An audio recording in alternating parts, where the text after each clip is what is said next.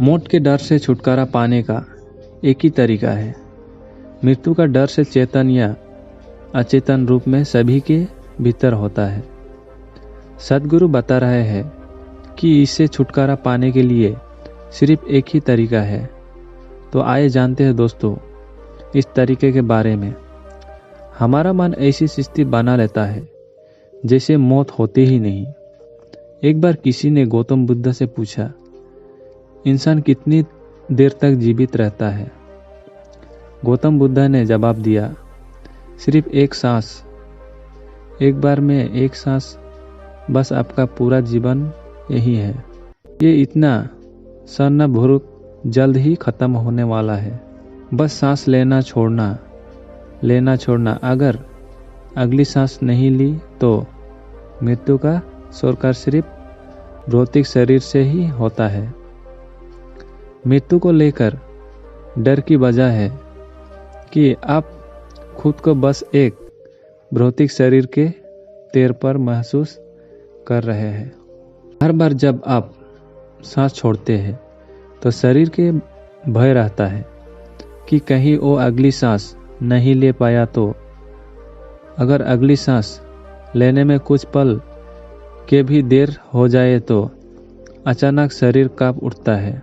आपका हर पल्लू किसी न किसी रूप में हर वक्त इसे लेकर जागरूक है। लेकिन मानसिक तौर पर हम लोग ऐसी स्थिति तैयार कर लेते हैं मानो मृत्यु का कोई बावजूद ही नहीं है। मृत्यु शब्द ही लोक में जबरदस्त डर भर देता है। इसकी वजह बस यही है कि मृत्यु के बारे में हम जानते नहीं। उसके बारे में हमें पूरी गलतफहमी पल रखी है। मृत्यु का सर्कर सिर्फ भौतिक शरीर से होता है। मृत्यु को लेकर डर की वजह है कि आप खुद को बस एक भौतिक शरीर के तौर पर महसूस कर रहे हैं। जब मैं भौतिकता की बात कर रहा हूँ तो यहाँ आपकी भावना और विचार भी भौतिक ही है। भले ही वो शरीर से बड़े सूक्ष्म है लेकिन है भौतिक ही। आज आपकी भावनाओं और विचारों को मशीन के जरिए मापा जा सकता है, जिसका मतलब हुआ कि उनका एक भौतिक आधार है। तो अगर आपका जीवन का अनुभव सिर्फ भौतिकता तक सीमित है तो मृत्यु का डर स्वाभाविक है, क्योंकि जब मृत्यु होगी तो अभी आपको पास जो है वो सब चला जाएगा। डर के भागने की बात मत सोचिए। मौत के डर से छुटकारा पाने का तरीका तो आखिर इस डर से छुटकारा कैसे पाया जाए? अगर आप इस डर को भागने की कोशिश करेंगे तो यही नहीं जाएगा। अगर आप बहादुर बनेंगे तो भी ये डर नहीं जाएगा। दरअसल बहादुरी और साहस डर के ही अलग अलग रूप है। अगर भौतिकता से परे का आयाम इंसान के भीतर एक जीवित हकीकत बना जाता है, सिर्फ तभी वो डर से मुक्त हो पाता है। भौतिकता हमेशा खतरे में रहती है, क्योंकि भौतिकता का मतलब ही हमेशा सीमित चरदीवारी के भीतर होना होता है। ऐसे कोई भी चीज़ जो सीमित चरदीवारी के भीतर रहती है वो हमेशा खतरे में रहती है। इससे कोई फर्क नहीं पड़ता कि आप कितने मजबूत और बलशाली है, लेकिन आपका भौतिक हिस्सा हमेशा खतरे से घिरा हुआ है। कोई इसे नकार नहीं सकता। अगर भौतिक से परे कोई आयाम आपको लिए एक जीवित साहित्य बन जाए तो भय का अभिव्यक्ति नहीं रह जाता।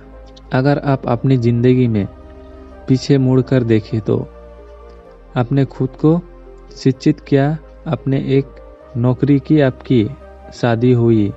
आपने ये सब इसलिए किया क्योंकि आप एक तरह की सुरक्षा चाहते थे। सुरक्षा की यही आवश्यकता डर की वजह से पैदा हुई। दरअसल इसकी वजह है कि आप अपनी जिंदगी को भौतिकता के सीमित संदर्भ में शरीर से जुड़ी चीज़ों से जोड़कर देख रहे हैं। अगर भौतिक से परे कोई आयाम आपके लिए एक जीवित सत्य बन जाए तो भय का अस्तित्व नहीं रह जाता। डर कोई ऐसी चीज़ नहीं है जिसे आप जीत ले। बात बस इतनी है कि आप इसे अपने भीतर पैदा कर बंद कर देता है, क्योंकि अगर आप उस डर को जीत भी लेंगे तभी आप उसे अपने भीतर फिर पैदा कर सकते हैं। लेकिन अगर आपने अपने भीतर डर पैदा करना ही बंद कर दिया तो ये पूरा नाटक ही खत्म हो जाएगा। आध्यात्मिक होने का मतलब बस इतना ही है कि जीवन के आपके अनुभव भौतिकता शरीर और मन की सीमा से पार चले जाते हैं। लेकिन भौतिकता की इस सीमा के तैरने के बजाय उसकी बाधाओं पर काम करने के बजाय लोग अपना मन बहलाकर डर पर काबू पाने की कोशिश करते हैं। लेकिन इसे कोशिश से कुछ हासिल नहीं होता। मत पर पल घटित होती रहती है। मानव मन की सबसे बड़ी शत्रु यह है कि ये मृत्यु खिलाफ है, क्योंकि जैसे ही आप मौत को नकराते हैं आप जीवन को भी नकरा देते हैं। हम हर पल ये जीतते हैं उस पूरी प्रक्रिया को। ये तो हम जीवन के रूप में देख सकते हैं, या फिर इसे प्रक्रिया को मृत्यु का नाम दे सकते हैं। मृत्यु कोई ऐसी चीज़ नहीं है जो आपके साथ घटित होने वाली है। मृत्यु कोई भविष्य नहीं है। जिस पल आप पैदा हुए तभी आपकी आधी मृत्यु हो गई। आपका सांस लेना जीवन है और सांस छोड़ना मृत्यु है। आज जिससे आप जिंदगी के तेर पर देखते हैं वो आपके लिए तब शुरू हुए हैं जब आप एक बच्चे के रूप में पैदा हुए और अपने पहली बार सांस भरी। और अगर आप अपने जीवन पर नज़र डालें तो अपने जीवन के सबसे अंत में आप क्या करने वाले हैं। हो सकता है कि आप कहें मैं ईश्वर के बारे में सोचूंगा। नहीं, जीवन के आखिरी क्षण में आप एक सांस छोड़ेंगे। मृत्यु कोई भविष्य नहीं है। जिस पल आप पैदा हुए तभी आपकी आधी मृत्यु हो गई। आपका सांस लेना जीवन है और सांस छोड़ना मृत्यु है। जीवन एक तनाव की जरूरत होती है, नहीं तो आप इसे चालू रख ही नहीं सकते। जबकि मृत्यु एक परम विश्राम है। अगर आप एक बड़ी सांस छोड़े और बड़ी सांस भरे और फिर गौर करें कि आपका शरीर और मन कैसा है, तो आप पाएंगे कि सांस छोड़ने ज़्यादा आराम देता है। जब भी आप तनाव में होते हैं, जब हालत अपने बहुत ज़्यादा तनाव भरने लगते हैं, तो शरीर की स्वाभाविक प्रक्रिया होती है कि वो सांस छोड़ना चाहता है या आपके थोड़ा तनाव रहित करता है।